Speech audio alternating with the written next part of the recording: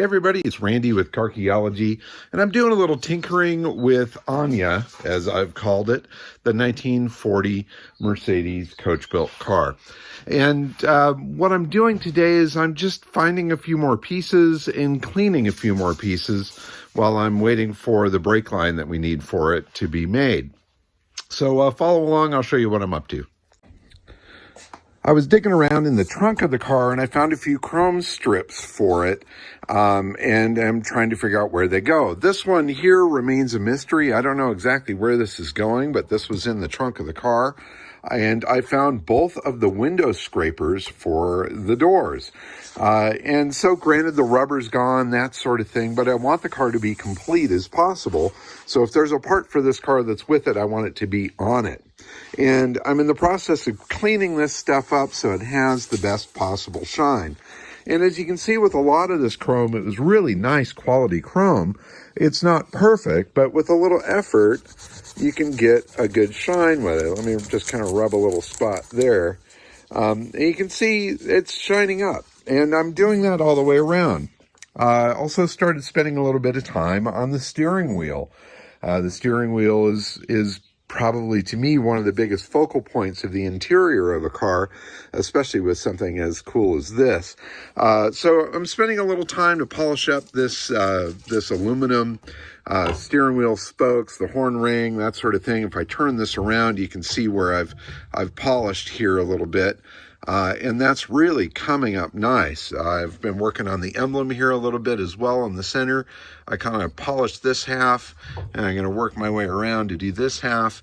And I'm using just the finest steel wool that I can possibly find. I know somebody's going to complain and say you should be using brass wool or something like that. But I'm not digging hard. I'm just rubbing a little bit, and I'm trying to get any of that oxidization off of there.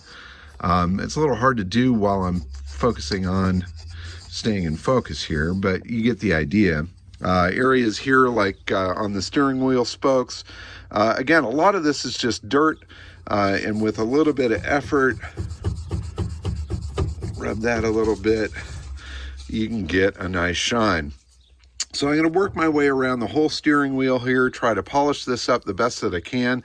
Now, granted, I'm not going nuts. I don't want it to look like a brand new part on this worn out original car, but I want to clean and polish every little detail that I can so that it looks complete and it looks tasteful and it looks clean. Other details I've been working on as I install pieces, I'm trying to find period screws to install with. These door top trims were in the trunk as well as the door panels. I had found a couple of the screws in with the stuff. And then I've been hunting around through parts piles and stuff, and I realized that these screws are the same as what was used on early 60s VW buses on the door panels and things like that. I've purchased some new ones that I've used in places, aged them down, but I've also found a nice little stash of original screws here, which are even better. And I'm doing what a coach builder would have done.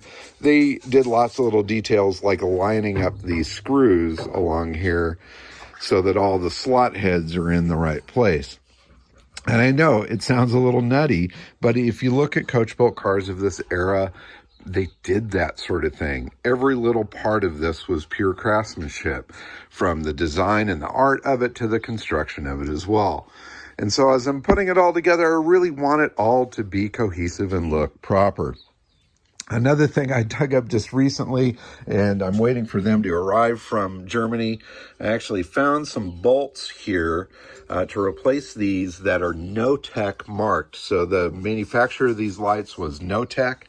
I did research, and No-Tech provided bolts and hardware for a lot of the World War II era cars and that sort of thing. And there was a historian or a collector of military vehicles over there that has some beautiful original No-Tech bolts. So stupid stuff. I'm probably spending $60 on 4 bolts, but it will make a big difference, and it'll look far better than having these new SAE, crazy stuff from Home Depot on there. Again, details, details, details. All of that is going to make this even more and more spectacular. Now the back bumper of the car is really crusty. I mean, this is heavy pitting that's on here. Areas where the chrome is actually flaking off. If you take a look at that, it's kind of coming off of there. It's brutal. You know, it needs to be re-chromed without a doubt. But again, if I were to freshly re-chrome this and make it look like a brand new part on here, it would stand out like a sore thumb. But if I spend a little bit of effort just trying to clean the remaining chrome, overall it'll have a much better, nicer presentation to it as you walk up to the car. Again, it's all about just working with what we have and making the very most of it. So going after this, again, with a mega fine steel wool, not pushing too hard. Does it matter if I scratch this chrome? Well, really, no, it doesn't, because it all needs to come off of there when it comes down to your restoration. But to get in here and polish a little bit so that you actually get a little shine off of there is going to look a lot better. So, like, take a look at this versus this down here. So a little cleaning will indeed go a long way.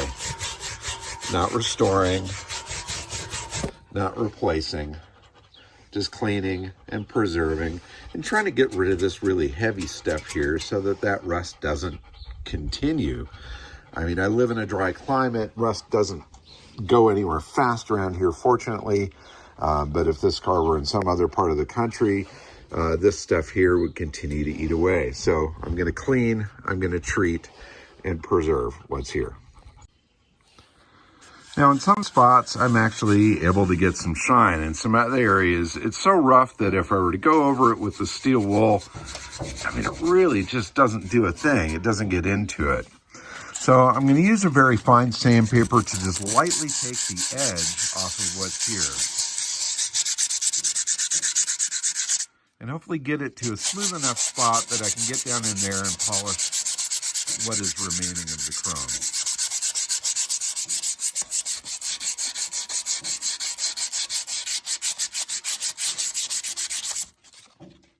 Again, you know, others will look at this and they'll go, what an idiot, why is he doing this? But follow along with me here. There's a method to my madness. And all of that comes out in the finished product when this car is all together and looking as nice as it possibly can on a concours lawn somewhere.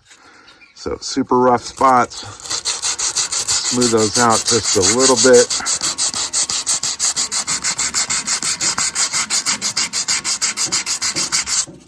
And then we'll go after him to polish it up. Let's try this spot here.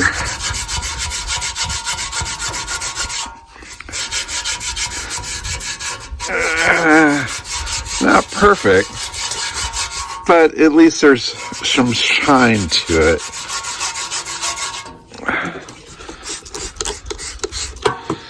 Get a little bit of moisture on there.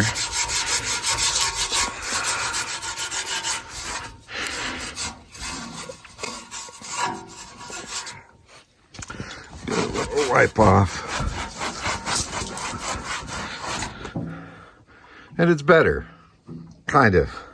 Now, another reason I want to do this and then treat this here is so that any of the rust color gets darkened, right? When people see rust like this, they assume, hey, this thing must be rusted out. Look how rusty those bumpers are.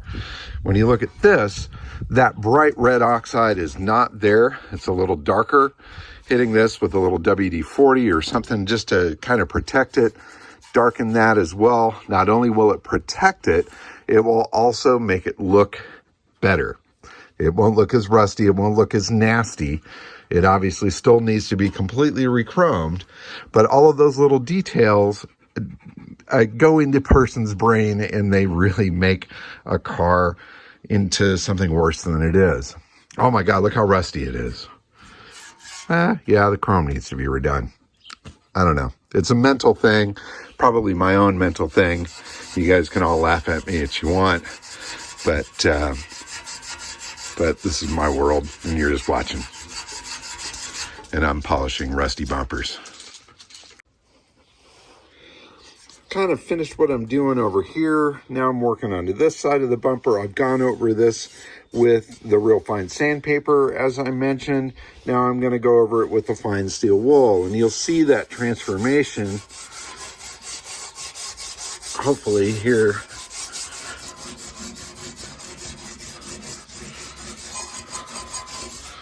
On camera.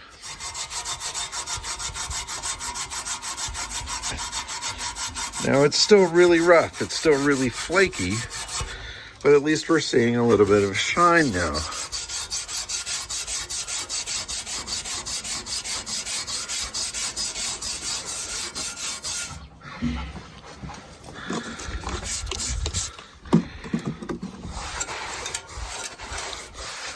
And now when you stand back, the overall image will be that it's, well, at least shiny, not rusty and crusty like it is over here.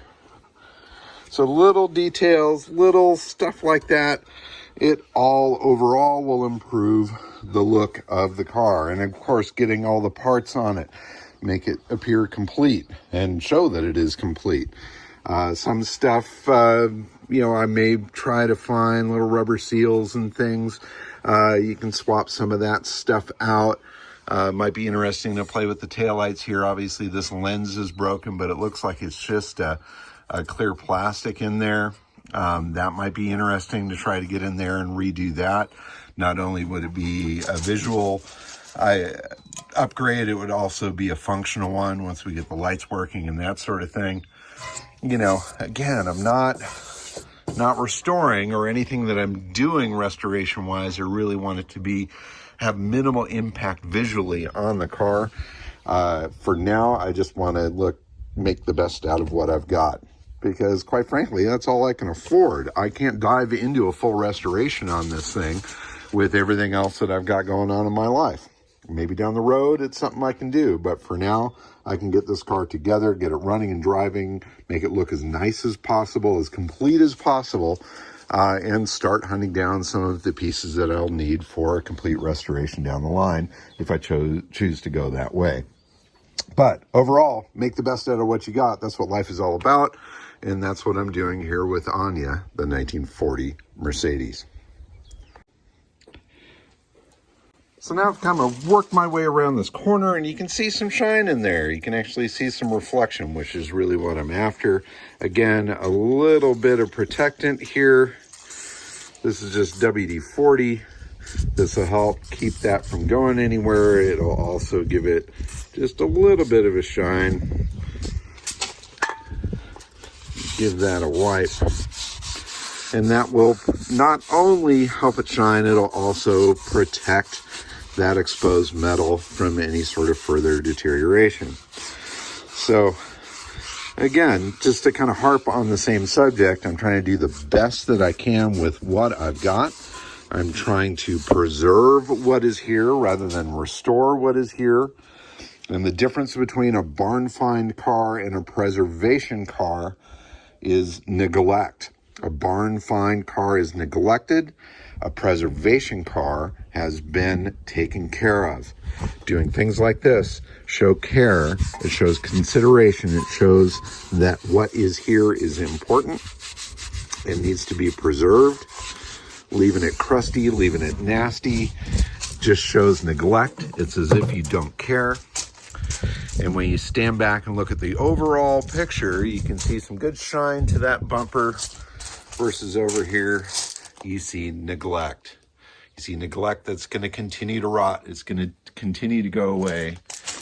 Here you see preservation of what is there. I know it's a silly game. It doesn't make sense to everybody. Obviously, if you were to restore this car, you've got to strip all that chrome off of there. But the efforts that I'm putting into it aren't doing anything to hurt it. All I'm doing is making it look a little bit better. So I'm not going to go after the thing with a spray can. I'm not going to get all crazy with trying to polish the paint that's there. I'm just cleaning, preserving, protecting, and making it as complete and hopefully as operational as possible. Anyway, that's what I'm up to. Quick little video on today's adventure. I've got a lot more of that sort of work to do, going through the engine compartment, going through every little deep corner of it. I want to clean, I want to preserve, I want to polish, but not take away any originality from a visual standpoint. And you'll see at the end, when I'm done with all of this stuff, you'll see how much better the car looks just with that effort put into it. Not only will it make it look better, it'll make it easier to care for down the road, and it will increase the value and the intrigue of this car when it rolls out onto the show field later on this year. Thanks for watching, everybody. Keep on digging them up and driving them, and take the time to polish your crusty chrome. Trust me, it's worth the effort.